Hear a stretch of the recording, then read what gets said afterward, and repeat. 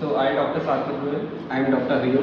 we are presenting PS 3.8. In this, will describe the effective way of communication with patient. The scenario we have chosen is death scenario. Sir कैसे हो गया? ठीक है, हमारा मरीज चला ही गया तो देखना आप।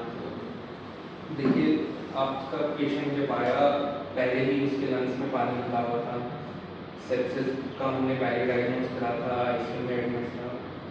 उनकी हमने बचाने की कोशिश करी, रात को अचानक से उनका दिल धड़कना बंद हो गया था, जिसके बाद हमने CPR दी।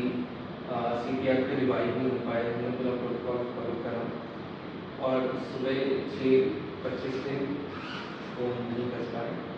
हमने पूरी कोशिश करी अपनी तरफ से। आप जैसे इन्वेस्टिगेशन वगैरह आपको दिखाई थी, हमने उनकी तबीयत पहले ही खराब थी, लंग्स में पानी भरा हुआ था, सेप्सिस में थे। हमने पूरी कोशिश करी, दवाइयाँ हैं, एंटीबायोटिक्स इतनी होती है हमारी, हमने सारी चलाई, लेकिन आप देख लेती कि रिस्पॉन्ड नहीं कर पाए थे पेशेंट।